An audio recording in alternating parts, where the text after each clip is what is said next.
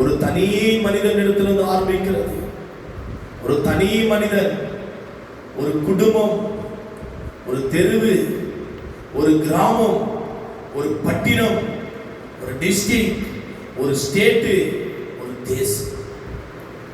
அப்ப தனி மனிதனிடத்திலிருந்து ஆரம்பிக்கிறது ஒரு தேசம். கர்த்தருடைய ஆசீர்வாதமான வாக்குத்தத்தங்களை பாருங்க. ஏற்ற காலத்தில் உன் தேசத்திலே மழை பெய்யும். ஏற்ற காலத்திலே நீங்க சொல்லணும், ஏற்ற காலத்திலே என் தேசத்திலே மழையை வர்ஷிக்க பண்ணி தேசப்பா.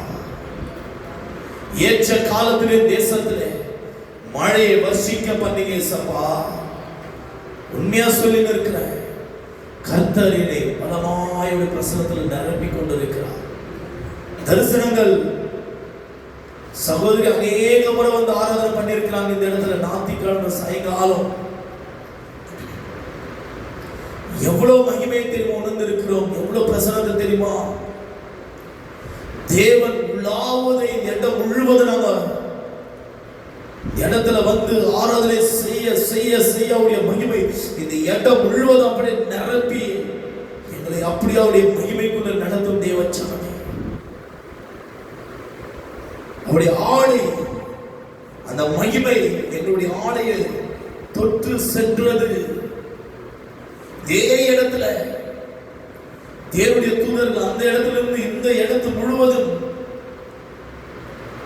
எத்தனை முறை தேவனுடைய தூதர்கள் இந்த இடத்தில் உலாவினதை நான் ஒருவர் மாத்திரமல்ல, சபையில் அமர்ந்திருக்கிற ஒவ்வொரு தேவனுடைய பிள்ளைகள் சாட்சி சொல்லி இருக்கிறார்கள்.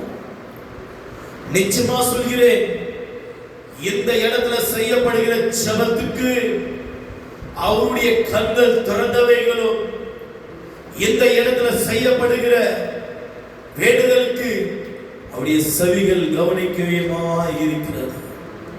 Thank you Jesus. காலையில ஒரு வேலைக்கு இரவு 7:30 8 மணி 9 மணி வரைக்கும் கஷ்டப்பட்டு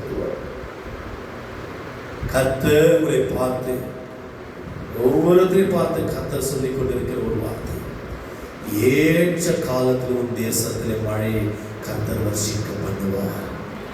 இயேசுவின் நாமத்தினால் வந்திருக்கிற ஒவ்வொருத்தர்களும் இந்த வாக்குத்தத்தம் நிறைவேறுவதாக. ஆமென். அதிலே 2வது வாக்குத்தத்தம், நீ கையிட்டு செய்யும் வேலையெல்லாம் ஆசீர்வதிக்கவும். நம்ம கையிட்டு செயல்பாருங்க. ஒவ்வொரு காரியமும் நீங்க கடை வச்சிருக்கீங்க, ஒவ்வொரு காரியத்தையும் கையிட்டு செய்யணும். நம்ம வேலை, நீங்க ஒரு வீட்டுல போயிட்டு வேலை செய்வீங்க, இல்ல உங்க கீழே நிறைய பேர் வேலை செய்வாங்க.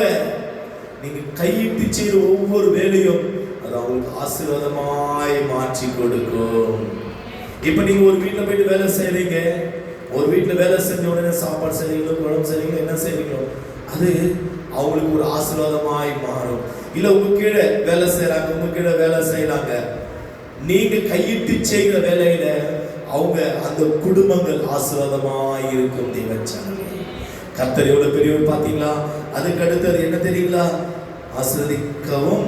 கர்த்தர் உனக்கு தமது நல்ல பொக்கிஷ சாலையாகிய வானத்தை திறப்பார்.